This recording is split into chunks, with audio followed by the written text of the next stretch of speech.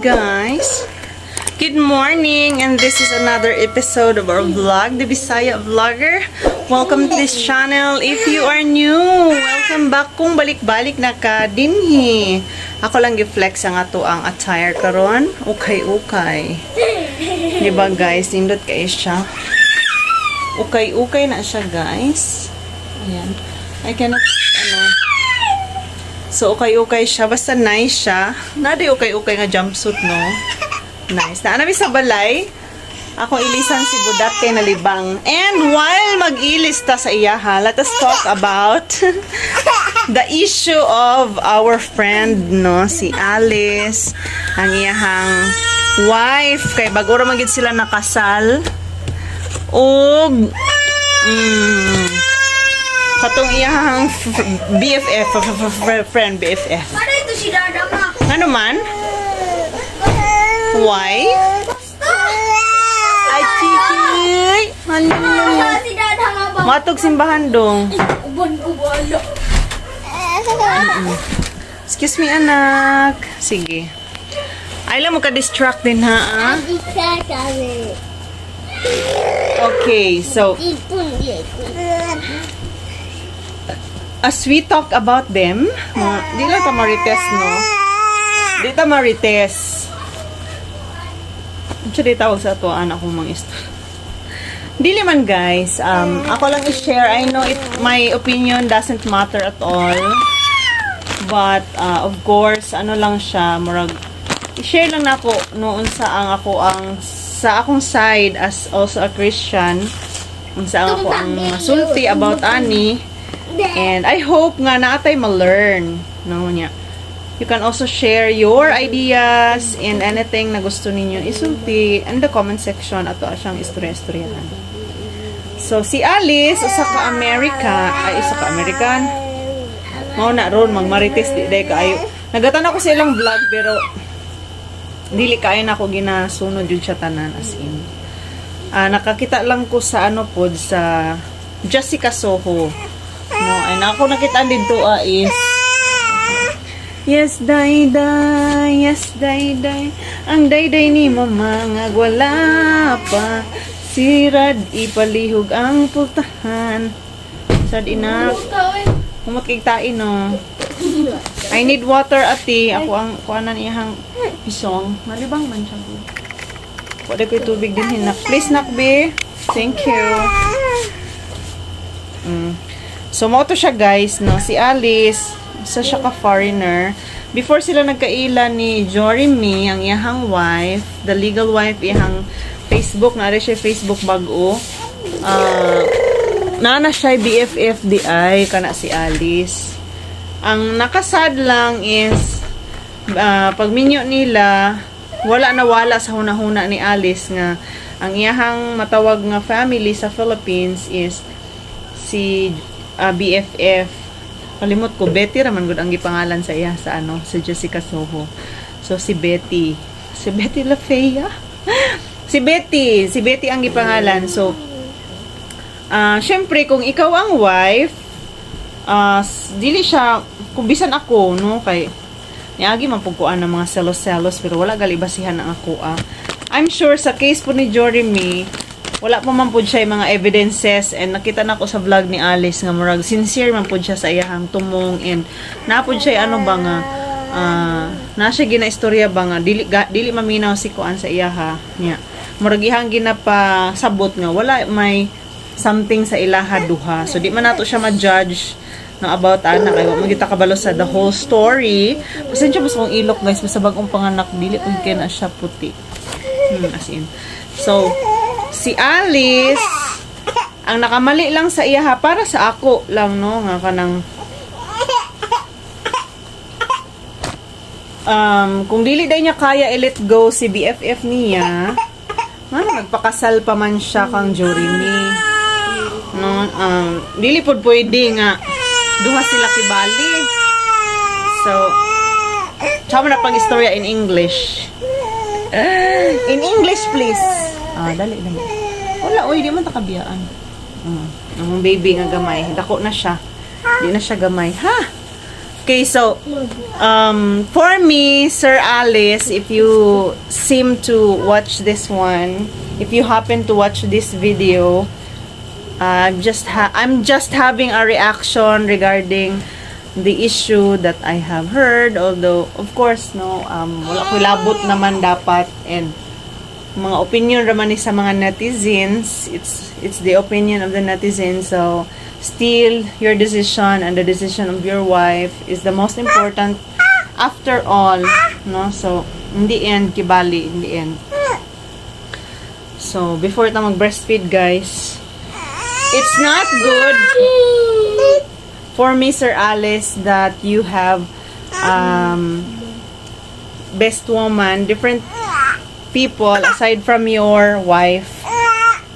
Because we Filipina, of course, I don't know sa uban, I don't know with the other Filipina, but for me, it's not good that you are going to trust other woman other than your wife. It's not good for the wife to feel, of course, no. And para po sa BFF, kung ako'y BFF niya, maminyo na naminyo na or maminyuay na ang ako ang friend nga lalaki or kanang foreigner si Afam. Syempre mo distansya na ta magbaton ta og delikadisa, muhawa na ta, dili na ta magduol-duol, dili na ta mag kiga-kiga niya. Ipasabot nimo siya kang Alice nga dili siya pwede nga ingon ani nga naapa ko sa inyong life. After all, maabot ra man gyud ang panahon nga ang BFF niya, si BFF makakita pud og lain nga partner, no, kapika sa kinabuhi. So dili gyud para sa ako dili healthy nga ang usa ka babae makig-friend siya or as in kana bang mayon ta nga ikaw tig comfort, ikaw tig advice, magduol-duol ka nya kamo lang something inana nga para sa ilang ginabuhat kintahay nga maligo sila dagat or manaa sila sa dagat nga sila lang kanang ma-picture man ano wala mong gyud ko kakuan sa story nya kana bang of course kay lalaki man siya nya babae man ang BFF, so dili gyud na siya posible.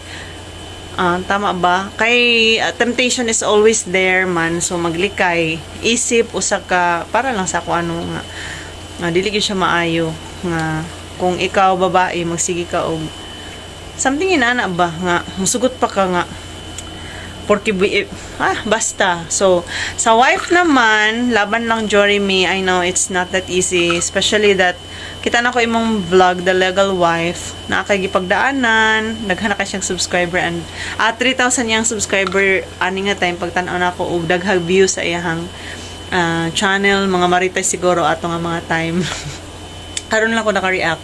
So ang daghan siya gipagdaanan, especially that she's broken hearted. Ang iyang papa, iyang mama nagbulag, tapos gibiyaan siya sa iyang mama, dugay na. So dili ba na siya lalim guys ang inana nga feeling.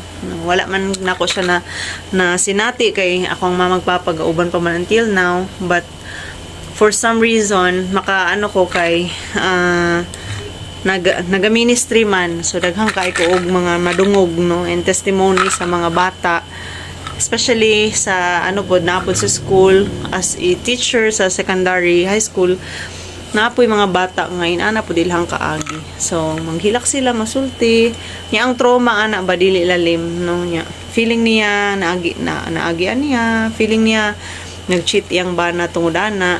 But I understand sa part nga kanang need og someone from the Philippines kay lagi di man pud kalikayan nga sa ato among good usahay, no, lain kay record ang mga Pinay kay mga nagit sa amo diri di na ako mag-mention nga kana bitang ang ilahang mga sa pangalan ani family nila pagkaisahan ang Amerikano or ang foreigner kay lagi di man kay kasabot. So nag-ingon nga bulag na daw sila, wala na daw siya bana, pero tingala ang foreigner nga nung naay lalaki nga mudug sa iya daw igsuon, akong igsuon day magdugdug di ay nga wala naman na karon isa pa bisag igsuon dili gid dapat kami gina-practice kinamo na nga bisag igagaw, no, dili lahi magtulog babae lahi gid lalaki lahi kay nagali magsuon na magunay, no, nagpatulfo. So buhat na siya sa kaaway, guys. No, kay ang ato laging battle is not physical, but spiritual gyud ang atong battle dinhi. So kinahanglan abtik ta, maigmat ta, makigbisog mana siya. So, I hope man natin na-learn ani nya. Wow, kabalo sa inyo hapong mga ideya. That's just my opinion about the issue. And actually, gusto ko subaybayan ang ilahang ano eh. And I really wish and pray nga masitil, ma-okay kay both deserve a second chance, no? And siguro si BFF mo ano lang gid siya mo marabag mo giveaway gid siya dapat. Dili na gid siya mag-apil-apil pa kay para ma-okay kay sa pag-ingon pa lang ni Jeremy nga please palayo na please ana kung naminaw pa lang siguro ang girl laing gyud basta na magsawsaw na mag-apil-apil bisan gali atong parent like for example kung mag-away ang mag-asawa nya na ay mga ginikanan nga magsulsul mag-apil-apil dili gyud maayo ang result ana either magkabulag gyud no or na mga gap something. So just my opinion and I hope you will also share yours. Mora to guys sa Bisaya Vlogger. Thank you kaayo sa inyong paglantaw ng video. Until next episode sa ato na pong chika-chika sa mga issues and all. Bye-bye everyone. Shout out kung taga-asa man ka, kung naka sa Mindanao, shout out kay taga Mindanao Rasadni. Bye-bye. God bless. See you on my next video. Please also watch my channel Pain Faith and May Daily. Sa Pain Faith mga word ni God akong gina-expound and gina-share. Sa May Daily, ang mga laag and our activities, daily activities as possible. Pero, karon di kayo ko maka-upload jud, but hopefully, naanapod tayo ma-upload ng mga videos, no? Bye-bye again, bye-bye. Thank you, thank you. God bless everyone. Bye.